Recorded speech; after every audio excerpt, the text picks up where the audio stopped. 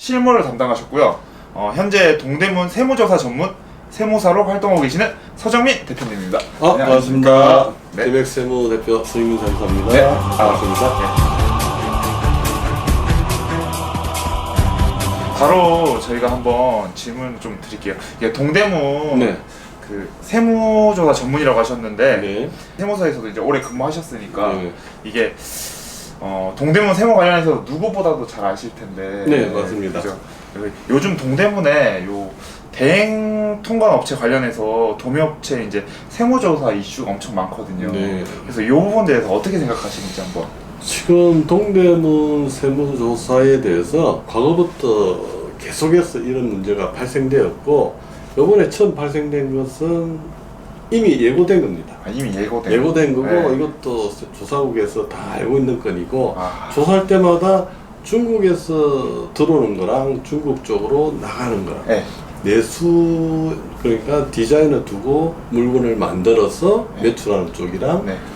중국에서 물건이 들어오고 돈은 뒤로 주고 한치기 수법을 해서 걸려서 세무조사 받는 그런 경우가 네. 많기 때문에 통관 요거는 이미 저도 세무조사하면서 많이 예측된 부분이고 이거는 그렇게 놀라운 일이 아닙니다. 지금 가장 문제점으로 대두되는 게 동대문 쪽에서 도매업하신 분들의 자금조사.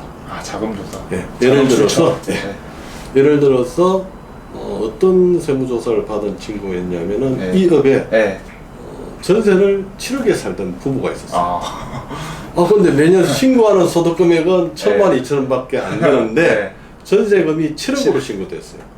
그러면 당연하게 지방청에서 네. 볼 때 이 금액은 매출 누락 쪽으로 들어와가지고 전세 자금이 형성되었든지 네. 안 그러면 부모님한테 이 돈을 받아서 내가 네. 전세금 7억을 마련했든지 네.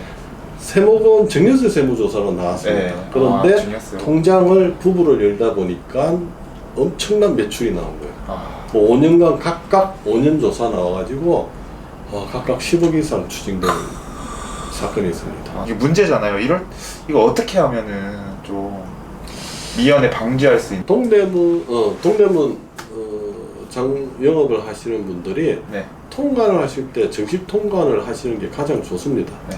그런데 이게 정식 통관을 하면은 매입 자료가 잡혀요. 네. 그럼 매입 자료가 잡히면 매출 자료도 잡혀야 되기 그죠. 때문에 매출. 그렇게 되면 어느 정도 FM대로 가든지 물론 신고할 때 단가를 좀 낮춰서 이렇게 하셔도 돼요. 응용을 좀 하셔도 네. 되는데 만약에 현재와 같이 통관 자료만 뭡니까 운송비만 네, 있고 운송비만 있고. 운송비 세금계산서만 있고 매입 자료는 제로인데 매출이 1,000만이 나왔다. 네. 그러면 바보가 아닌 이상 왜 운송 매입이 가공 매입이라는 게 뻔히 나오죠. 네. 옷 제품 이 옷 제품이 팔렸는데 네. 이 사람은 이 옷을 안 사온 건 없고 통관비만 줬다면 그거는 그러면 당연하게 이걸 몰래 다른 데서 가져왔다는 건 뻔히 그죠. 나오지 않습니까? 네. 그렇다면은 정식 업체를 갖다가 선정을 하셔가지고 어느 정도 100%는 못 맞추시더라도 제 생각에는 한 70%? 70%는 최소 정식적으로 맞춰야지. 네. 좀 하시고 그러면 단가가 떠요. 매입 자료가 60원밖에 없는데 매출은 100원이 나왔다 이러면 나머지는 직원 인건비, 경비, 나머지 추가적인 접대비라든지 이런 걸 갖다가 채우시면 돼요. 그런 걸로 좀 메꾸고. 그렇죠. 그런 식으로 좀 메꿔야 되는데 운송료로 다 해놔. 운송료가 있으면 옷 하나 팔리는데 운송료가 전부 차지하면은 가공 매입이라는 게 세무서에서 이건 전산으로 자동으로 걸려버려요. 자동으로 이게 걸려버려요. 지금 다른데 조사 받는데도 그래요. 네. 법인에다가 매출을 갖다 100억을 끊어줬어요. 그러면 저는 네. 최소한 어떤 50억 자료는 있어야 될 거 아니에요. 네. 50억 자료가 없어요. 다 이제 다른 그러면 전산적으로 걸려요. 전산으로. 이 품목이 돼야 되는데 이분이 A라는 품목을 매입 세금계산을 가져와야 되는데 전혀 사업과 관련 없는 세금계산서를 가지고 있어요. 매입만. 제가 만약에 이걸 갖다가 물병을 갖다가 매출을 한다면 적어도 플라스틱과 관련된 걸 매입을 네. 해야 되는데 종이를 이렇게 종이를. 매입 자료가 종이밖에 없어요. 전부 다. 그럼 이거는 전산으로 자동으로 걸려요. 이게 판매하는 게 플라스틱인데 전부 다 종이밖에 없어요. 그죠. 왜 종이가 나오냐 이렇게. 그렇죠. 바로 걸려. 그거 지금 동대문시장 네. 똑같아. 매출 자료는 있는데 네. 매입 자료가 운송비밖에 없는 거예요. 그러면 이런 경우에도 하여튼 무조건 정식 통과해서. 정식 통과를 하시든지 네. 아예 뭐 맡기실 때 본인들의 자료가 노출 안 되든지 그 수밖에 없죠. 네. 아예 본인들이 노출을 시키면 안 돼요. 네. 그죠. 근데 이제 매출이 나오는 걸 어떻게 노출을 안 시킬 수가 없기 때문에. 그래서 이제 이걸 뭐 통관 쪽에 문제가 되면은 이제 바로 잡아야 되지 않습니까? 네. 그러면은 이쪽 동대문 이쪽에서도 정식적으로도 좀 베트남에서도 중국에서도 수입하는 데가 많이 있어요. 네. FM대로. 그리고 그거는 뭐 크게 부담 없는 금액이기 때문에 매출 쪽을 또 만약에 또 신고하면은 부가세가 부담되기 때문에 또 이게 원론적으로 막상한- 매출로 네. 해야지 이렇게 돼요. 항상 부가세가 걸려요. FM대로 하려니까 내가 안 내던 부가세를 부가세도 내야 되고. 내야 되니까. 그죠. 근데 그게 다른 업체든 음식점이든 커피숍이든 다들 FM대로 하고 있는데 네. 동대문 업체만 남들이 했기 때문에 선배들이 다 그래 해왔잖아요. 예전에 다 그렇게 했죠. 옆집에도 네. 그렇게 해요. 뭐 가방에도 해요. 네. 이러니까 그게 마치 다들 이렇게 해도 아무 관계 없구나 하지만 지금도 세무조사를 받는 데가 많아요. 네. 세무조사가 5년치 한 번 들어오면 사업을 접어야 돼요. 거의 만약에 집을 네. 사는 거 있으면 압류되고 못 내면 공매입니다. 그렇기 때문에 네. 이게 본인들의 가정이 기반이 흔들리게 되기 때문에 저는 안 걸릴 자신 있으면 매출 돌아가시든지 탈의를 하셔도 돼요. 네. 확실하게 했어요. 네. 하려면은 확실하게 탈세를 하시면 되는데 통장에 10억, 20억 다 받아놓고 매출 2억을 신고한다.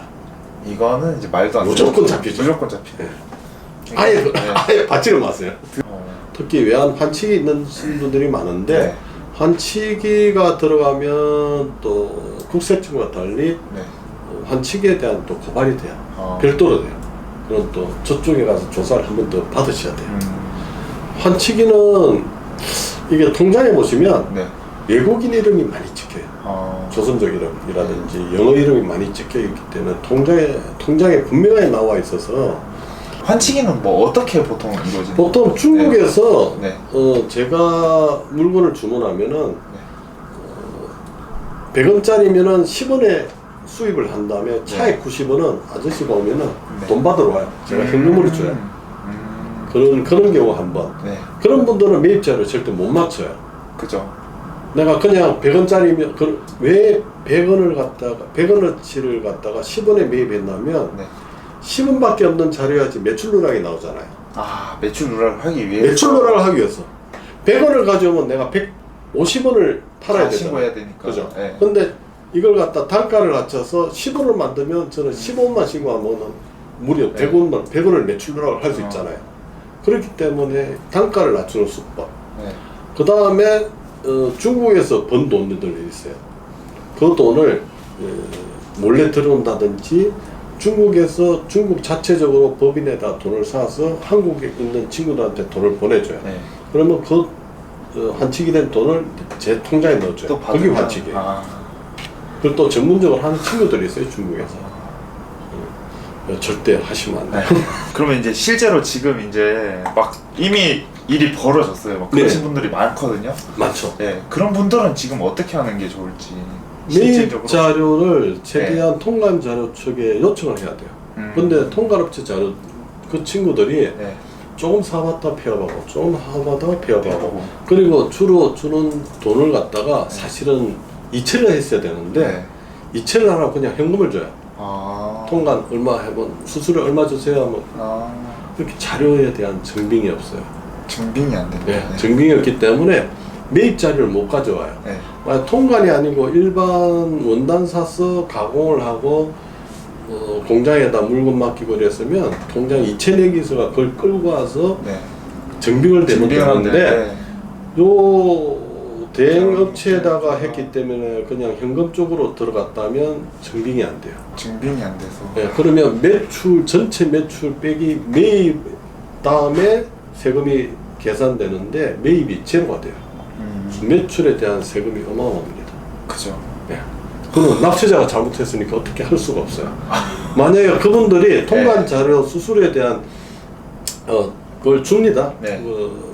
딱지를 주는데 그걸 좀 잘 모아두신 분은 괜찮아요. 그걸로라도 증빙. 그걸로라도 이렇게 실제로 매입을 얼마 하고 몇 킬로 수량이 나와요. 네. 킬로그램 수량, 단가 이런 것들이 나오는데 네. 그거라도 있으면 어느 정도 자료를 증빙을. 만들 수가 있는데 네. 그것조차 없이 그냥 현금 주고 자료 오면은 버리고 했다든지 네. 이러면은 매입은 제로가 됩니다.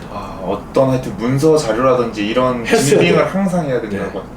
그게 중요하고. 그래서 네. 지방에서 물건을 매입하시는 분들은 반드시 자동 이체 주잖아요. 그죠. 이체 주시는데 이미 기록이 무조건 나오죠. 그렇죠. 본인들한테는 다 잡혀요. 네. 근데 진작 본인들의 가져오는 매입은 매입은 안 맞춰놓고. 안 맞춘 거죠. 그러니까 매출이 커지면서 100%로 잡히면서. 그죠? 여기서 통관 자료에서 만약에 네. 갑이 1억을 주문했다. 이 자료가 있으면 괜찮아요. 네. 그럼 매입은 인정되는데 네. 대신 매출 1억 곱하기 1.6% 소득률 곱해가지고 매출을 갖다가 바로 잡을 수는 있어요. 두 가지 방법으로 이제 조사가 되는데 네. 매입 자료가 없는 분은 우리가 통장으로 들어가가지고 매출 잡고 통관업체에서 매출 매입 내역이 주문 내역이 있지 않습니까? 네. 만약 5천만 원 주문 내역이 있고 그걸 우리 조사관이 세무서에서 받았고 여기에 대해서 이쪽에서도 부인할 수 없을 경우에는 5천만 원 곱하기 1.6 이렇게 한다지 해서 매출을 역산해 버려요. 역산을 해서. 네. 그러면 매출 누락을 바로 계산합니다. 그러니까 항상 이체를 하고. 그렇죠. 그죠. 이체, 자료 정빙. 증빙. 내가 준 것은 네. 반드시 자동 이체를 이체로 하시든지 네, 현금 안 되고 무조건 현금 안 이체하고. 되고 네. 이체하시고 세금계산서라도 네, 끊으시고 끊고. 신용카드로 네. 하시면은 그나마 기록이 있으니까. 나중에 본인들이 덜 중요한 건. 다치는데 네. 오래 가는 업체를 통관 업체를 업체를 이용하시면은 이용하고. 그냥 어느 정도 신고하고 네. 어느 정도 매출 잡고 소득 잡는 게 요즘은 네. 무조건 그렇게 해야 됩니다. 그죠. 그래야지 은행도 이용할 수도 있고 나중에 부동산 취득 자금도 마련할 수 있습니다. 자금 출처를 이제 그건 무조건 명확하게 해야 공개할 수 있기 때문에. 지금 가외로 네. 지금 중국 쪽만 매출하시던 분이 계신데 네네. 이거 보실 수도 있어요. 그분이 갑자기 분양권이 당첨됐어요. 근데 이때까지 신고한 게 소득금이 200만 원밖에 안 돼요. 아이고. 근데 지금 들어갈 돈이 중도금, 잔금 다 네. 넣어야 될 돈이 몇 억이 돼요. 있는데도 못 주는 거는.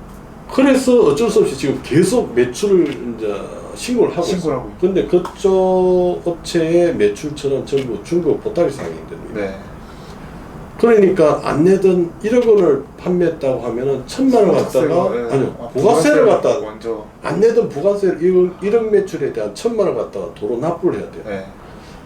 그러니까 이분이 갑자기 안 내던 1,000만 원 갖다가 내 주머니에서 나와서 부가세를 내야 되니까 그게 처음엔 너무 힘든 거예요. 힘든 거예요. 뭐 소득세를 어떻게 매출 빼기 매입을 하면 되는데 부가세를 갖다가 5억의 매출이면 5천만 원을 내 주머니에서 내야 되니까 그게 너무너무 힘들어 하시는데 지금은 자금 출처 때문에 어쩔 수 없이 하고 또 그게 조금 습관이 되니까 좀 어느 정도 매출 완급 조절을 해가지고 정상적으로 좀 하고 있어요. 그러니까 미리 뭐 집을 살거나 뭐 건물 매입 계획이 고액전세. 있으면 전세, 고액전세는 무조건 봅니다.